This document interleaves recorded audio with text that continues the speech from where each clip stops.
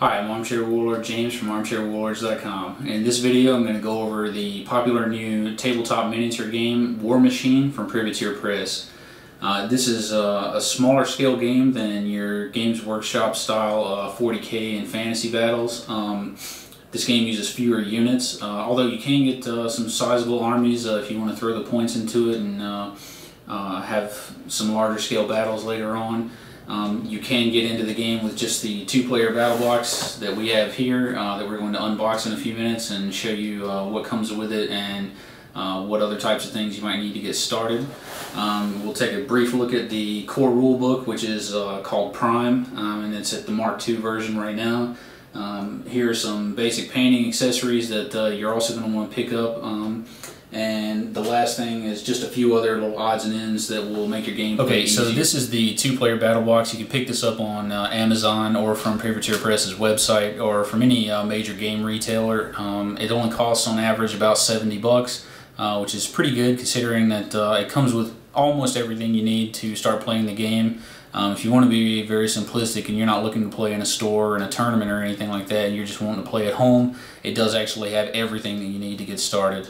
So when you open it up, it's got dice that you'll need for deciding outcomes for your battles. And it also comes with a nifty little paper ruler. As you can see, the vast majority of the interior are the actual game pieces themselves. There's a nice condensed rule book which has summaries of all the basic rules for the game. There's also an introduction guide which gives you a brief overview of the game itself and some of the things that will help you get into it more. Also some examples of how to paint your armies, terrain pieces, and even some tiles that you can copy and Xerox and cut out and use on the tabletop. It also comes with a card pack. The cards are useful for keeping reference of the rules that go along with the game and that are used for each individual unit. This is it's a pretty good thing to have. It keeps you from having to reference the rule book every time you want to look at, say, the power of a weapon or the movement points available to you.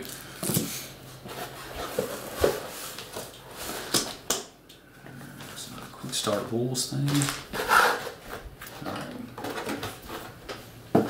Alright, so what we have here are several bags of bits that you're going to glue together and make into your fighting units.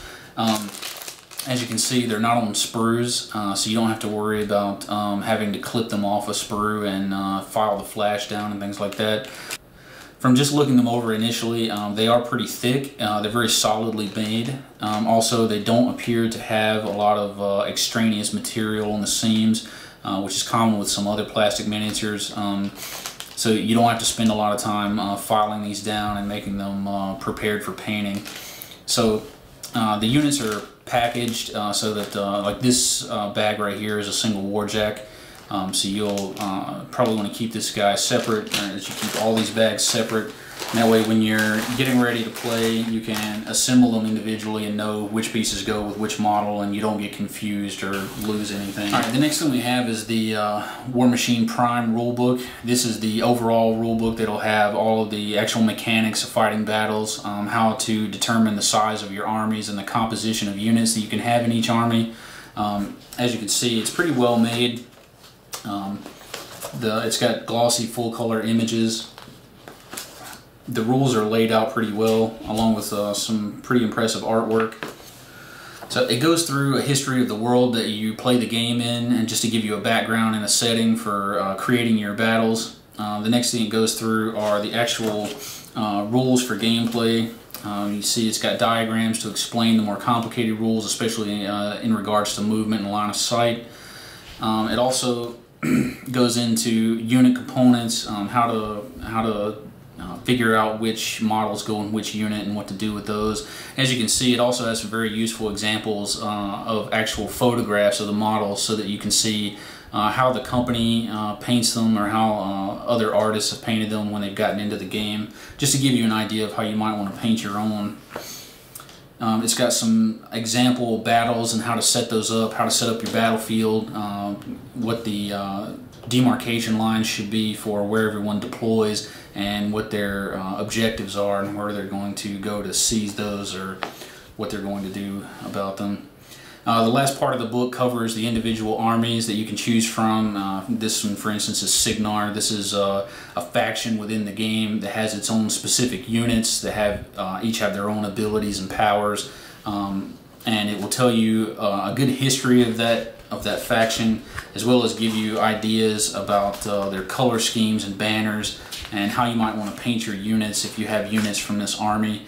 It'll also give you rundowns of major named characters that are associated with this faction, so if you want to purchase those and use them in your battles, you have a good idea of what they can do. And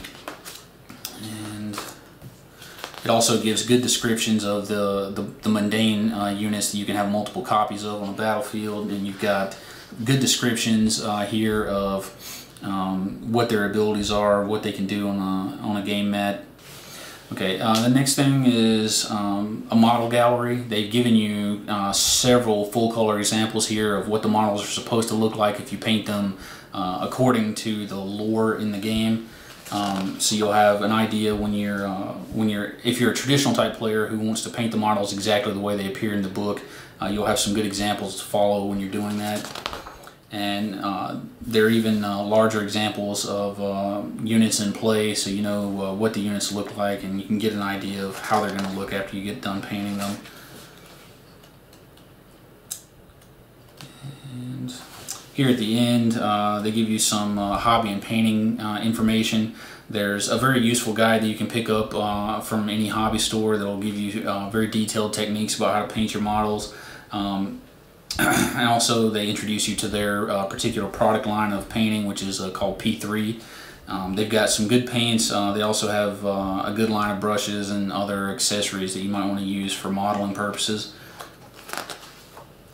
And the brief description that they give you in the back of the book here goes over general hobby and painting guidelines, as well as giving you lists of materials that you might need to get started, and how to go from just priming a model all the way to being finished with them, the individual steps to make them look better as you go along.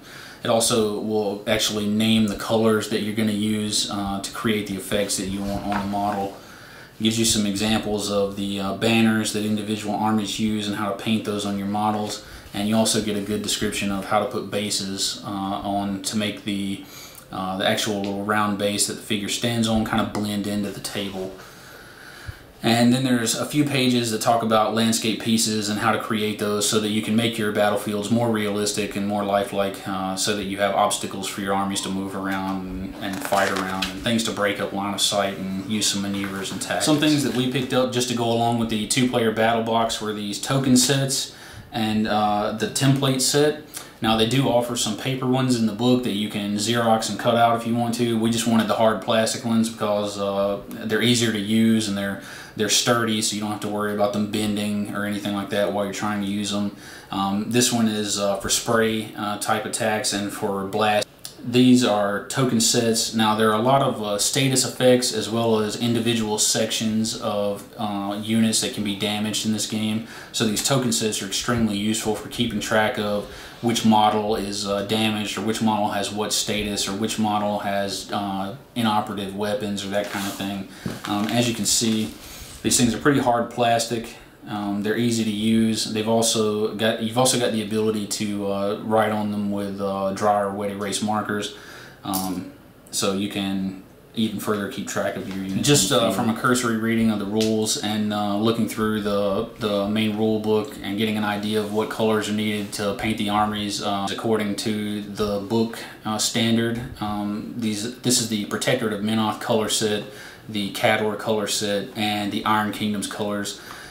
These are going to be used for your Protectorate of Menoth units, which come in the battle box. These are going to be used for the Cador units. These are your specialized colors that this particular faction of units has. You're going to need these when you're painting these symbols on the models, or when you're painting them exactly the way they appear in the fiction that goes along with the game. These Iron Kingdoms colors, they're more general. These are things you're going to use to paint things like metal and flesh. and your basic black and white. And also we picked up black primer. We're going to produce some videos at a later date that'll show you more about how to choose primers and bases for painting models. Just for these and for this purpose, we decided to go with black primer because we think it'll look better on the models, and it'll cause the colors to be more vibrant once we're finished, and it'll make the models look more realistic because it gives them a shadowing effect. So these are the paints that you want to pick up if you want to take your two-player battle box from being just adequate to play the game into fully realized and get the maximum experience from playing this tabletop miniature. Alright, so this has been a brief introduction and unboxing of the things that you need to get started with the Warmachine tabletop miniature game from Privateer Press. We'll produce videos in the future that will go more into painting these models and getting them ready for play, as well as preparing a large battle space to fight your battles on. If you like this video, remember to hit like at the bottom and subscribe to our channel, and also leave us a comment. We do appreciate feedback and we do respond to it. You can follow us on Twitter at AC Warlords, and we're also available on Facebook at Armchair Warlords LLC. I'm Armchair Warlord James from armchairwarlords.com. Thanks for watching.